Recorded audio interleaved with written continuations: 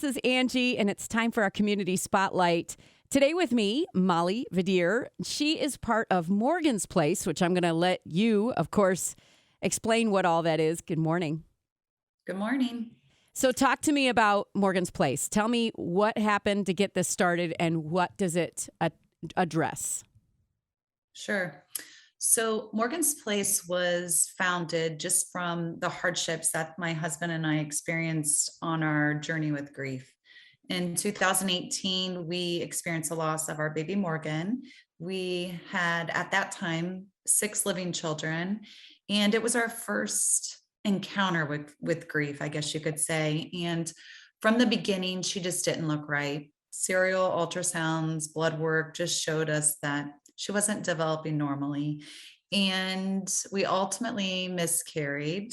And from the time that we found out she didn't have a heartbeat till the time I was able to pass her, which I wasn't able to pass her naturally, we had to have a DNC, a procedure at the hospital. It was 5 weeks.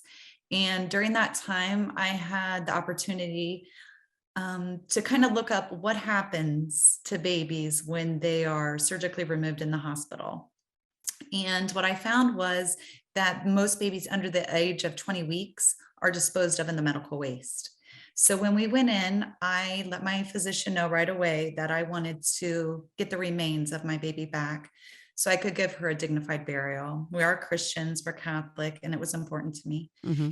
And she told me that she wasn't sure that she could do that. And so I said, well, I know my rights, I've done my research, and I'm not leaving without my baby. So she went and she did some research for me and came back and she said, you know what, you're right. You do have the opportunity to get your baby back, but there is a process. And that process was our baby would have to go to a lab and then to a funeral home. And mind you, our baby was just 6.3 millimeters in size, very, very small. And it was just difficult for us to have to go through all of that, to navigate it, to make that call to the funeral home, which was very merciful. They were very sweet to us. They offered to do everything charitably.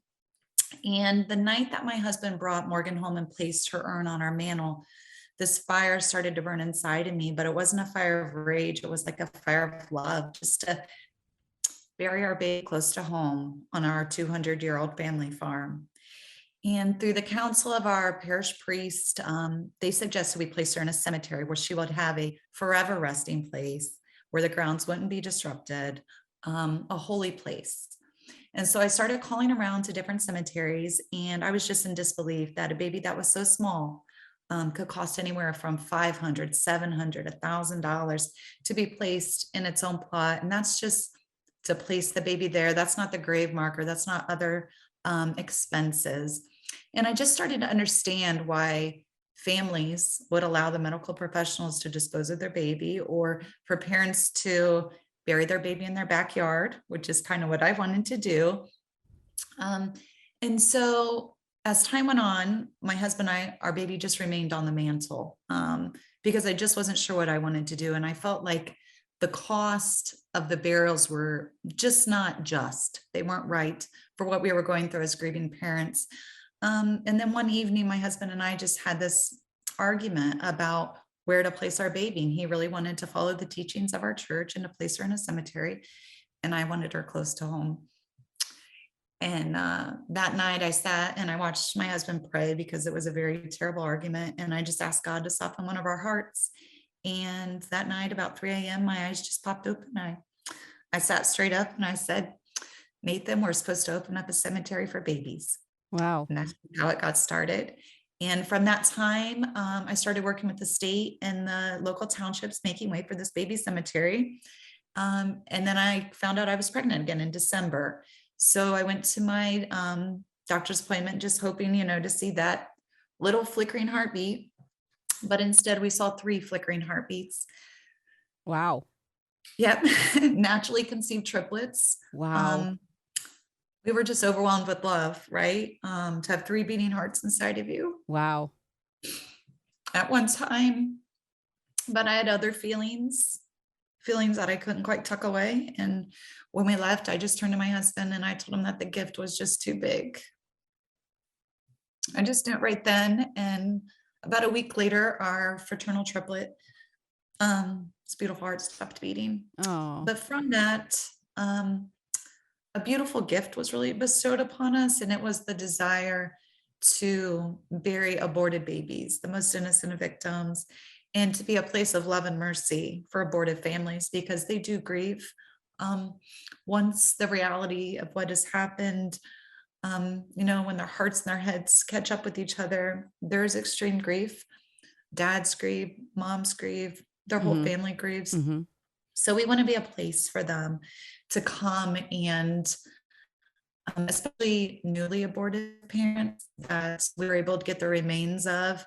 We're going to have a program where we can enter in like a medical records number of the baby that comes.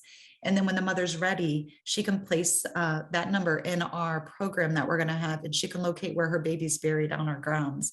So she can come out and, maybe have a funeral, feel some closure with the situation.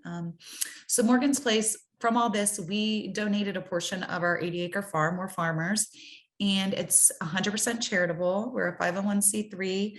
We provide burials, funerals, grave markers, grief supports, caskets, urns, burial gowns. We're a liaison to the funeral home. From the moment that a parent gets those dreaded words, your baby is dead, there's no heartbeat. That's what I was told each time. We're there from that moment. We can go to the hospital, we can be with them. We can be there when they say hello, and then when they say goodbye at Morgan's Place. We can be that liaison to the funeral home, which is such a difficult call to have to tell someone that your baby's passed away. We've picked up babies as far as Cincinnati and brought them back here because funeral homes, it is expensive. Traveling is expensive. And so we're able to go pick up babies for those funeral homes and transport them back at no charge to the family, so they don't have those extra expenses. And then just overall, we're going to have also a place for parents that have lost babies, even 50 years ago, or mothers who have sadly maybe even lost the remains of their baby, maybe in the toilet. When they're very small, it's very hard to see them. Right. And so for those mothers, we're going to have a memorial wall, and they can place plaques up there for their babies, and we can have a service for them. There's no baby that is too small that we can't honor at Morgan's Place. Yeah. So there's got to be a lot of regulations and rules and laws. So somebody has to say, I want that baby to not go into medical waste. And then they do the same thing like you did and go through that process. And that's how they end up at the funeral home. They're not just going immediately to the funeral home. No. So in 2008, there was a law that was passed in Ohio protecting the rights of the unborn under 20 weeks. Babies over 20 weeks automatically get sent to the funeral home because they get a death certificate. And there's just laws in place because those babies are categorized more as stillborns rather than just a miscarriage. And so it's those under 20-week babies, those first and second trimester babies that are often disposed of. And by law, the facility, the physician is supposed to notify the parents of their options, whether or not they're disposed of the way the facility does. And some of them are, and I hate to say it this, there's no beautiful way to say it, but they're incinerated. They could be incinerated with other babies, with other body parts from other people. It's however the facility, and every facility is different. And so some facilities have really beautiful policies where they cremate them and then bury them in cemeteries. And then there's other hospitals who are a little bit more vague. And so all of those unclaimed babies across Ohio, those are those babies we want, those babies that parents were not given that choice, or parents who maybe made the choice because of the financial burden to allow the hospital to dispose of their babies. We would like to take all those babies in. How do you do that, though? How do you legally get in there and be that person? Like, do you have to talk to the hospital and be that person? We'll have to get a contract with every single hospital in Ohio. Wow. Oh, wow. That's a God-sized thing to do. Like, you need God to be able to do those things. How many hospitals do you have contracts with? None right now. Yeah, we're working on it. We're reaching out. I think the concept of Morgan's Place is so new. Yeah. There are hospitals that are currently contracted with different cemeteries, ones that are very close to them. And a lot of them don't charge them. So, those hospitals can remain with those cemeteries that are doing it very charitably. But the hospitals who have disposal policies in place where they don't involve a cemetery Mm. will gladly take those babies in, because there's a lot of cemeteries doing beautiful things. The thing that separates Morgan's Place from the other cemeteries is we are strictly solely for the burial of the unborn, miscarried, stillborn, Yeah. aborted babies. Yeah. And we are 100% charitable, meaning we don't pay anyone. I don't take money.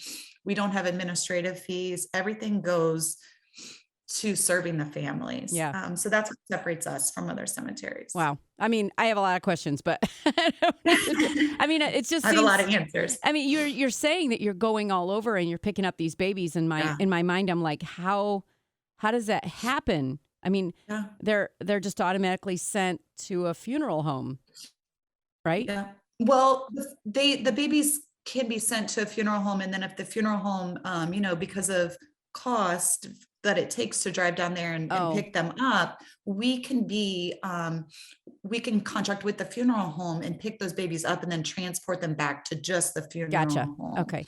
So we're just transporting them. We're working with the funeral home to help them out, and so that cost doesn't get placed on the family. Okay. Yeah. And so what are the steps moving forward to educate the medical field? Right. So I think the big thing is letting, number one, because even these hospitals in rural Ohio sometimes aren't up on the legislation. So if you go to like places like Cincinnati, Dayton, Columbus, all those hospitals know the policies. But if you get a little bit more rural, they don't know them as well. And so to first let everybody know about the laws that protect the unborn, and then to just remind them that they're not in charge of somebody else's grief journey, right? That should be placed on them. And whether the baby is so small, I've heard physicians say there wouldn't be enough for you to do anything with, or, it's just a clump of cells, or it's not going to look like a baby. None of those things matter to a mother or a father. Mm-hmm. It's the remains of their baby, and it's their choice. So we're not saying it's the right choice for everyone, but we're saying that everyone needs to be given the choice. Right. Because grief is hard enough, but when it's taken out of your hands, it adds another layer to your grief journey. Think about those women out there, those families who have lost a baby, and now they know, I could have done this if somebody would have just given me the option. I can't imagine many families would say no if a physician came in and said, you know what, we can take your baby and we can dispose of your baby, or we can send your baby to Morgan's Place where they'll provide you with a free burial, funeral, grave marker, and you can go there and they'll help you through this grief journey. I can't imagine many parents would say, just dispose of that baby. It's okay. Yeah, once they've given a choice. Yeah. If they're given the choice, my thing is, let's just give parents the options and then let's them decide. Well, and like you said, so that they know what their rights are. Because when you're in that process, you're not thinking about your rights. No. You're just trying to get through the loss of the child. And it's not until a doctor says to you, you have a choice. And so I love this. So tell me about the event that's coming up on Saturday and what that's going to do for you. Right. So the event on Saturday is at Winter's Barn in it's DeGraff, but it's kind of near Bell Fountain. And it's a fundraiser to expand our burial fund so we can keep doing this with families. It's our grand opening event. We have been doing everything but actually burying the babies on our grounds because we've just been waiting for the weather and people to cooperate to be able to get everything formed up. But in November, we should be opening. And so everything that we make from this event will go strictly towards the burial of babies. And it is a dinner. The group sold out. It's a Christian band. They're playing. We have violinist Bethany Maltinsky and Josh Kalichman doing the dinner music. We have a quilt auction. There's like 15 or 16 quilts. It's beautiful. And the band will play for about 45 minutes to an hour. And it's just going to be it's called Food for the Soul, where music is food for your soul. There'll be testimonials and I'll give cemetery updates, and we have a lot of support. So Logan County's been very beautiful to us. Wow. This is a lot. It's a lot. I hope that people are not put in this position, but I hope that they listen so that they can help Right. other people who are getting into this. So tell me how people can get more information about what you offer or where you're going, or maybe to get on board with that whole thing. Sure. So with Morgan's Place, you can find us on Facebook, Morgan's Place Cemetery. We also have a website, morgansplacecemetery.org. Let me think. We love volunteers. We do some dine to donates. We have women that make us burial gowns. We're looking for some people to help construct our caskets and our urns, lumber yards to help donate that extra wood that maybe they cut off of different wood projects, for people. Those are some things that people can do to help. And then the other thing would be just if you know a grieving family, if you know someone that has their cremated remains at their home, maybe they've even had it 10 years, it doesn't matter. We can still provide that baby with a dignified burial on the grounds of Morgan's Place. Well, and like you said, even if you need to do a marker because you didn't know you had a choice, or it was before you had a choice. That's right. Exactly. Yeah. Yep. There's the Center Memorial will be able to provide anyone. You do not need the remains for that. Now to actually have a burial, they would need the remains, the cremated remains of their baby to do that. But if it's, more recent birth, and we can help them. We can talk through about any scenario, but there obviously is some paperwork that is involved because we are dealing with the burial of a baby. But we can definitely work through that with anyone and see if it's an opportunity. Wow. Well, Molly, that's quite a lot. And I just commend you for, being obedient to God when he's putting it on your heart to follow this and start something that people just didn't know could be a possibility. So good on you. You don't know what you don't know, right? So I'm going to remind everybody to go to Facebook and look for Morgan's Place and the event on Saturday. You can get tickets for that. I'm assuming right on your Facebook page. Well, the ticket window has closed for that, Okay. Unfortunately. Yeah, because it is in 2 days. But if somebody is interested in it, and we have had some people that have had different things. So if there is a family that is interested, they can definitely contact me. They can call my number. It's 937-726-9988. And I can let them know if the tickets have been, if somebody has already taken them or not. Okay. So. Yeah, that's good. Like a waiting list. So there you go. Yes, a waiting list. Exactly. Because gosh, I would hope that we could try to find a way to get anybody who's truly interested to get there, right? Yes. And that's the bottom line. You can't call me if you think if it's something that you would like to do. I'll definitely see if I can make it happen for you. Yeah. Especially a grieving family where there's tons of grieving families there. It's a big community, a lot of support just within the walls of Winter's Barn on Saturday. All right. Well, Molly, best of everything that you're doing. I pray that God blesses this whole endeavor and that you see some really great fruit from it. I'm sure you will, because it sounds like you are doing everything you can to just honor children who get forgotten really quickly. Yes. So, and I'm sorry for all the things that you've gone through. Gosh, I don't know how you do it. And we'll make sure that we share this with whomever we can and let them know about Morgan's Place. Thank you so much for taking some time today with me.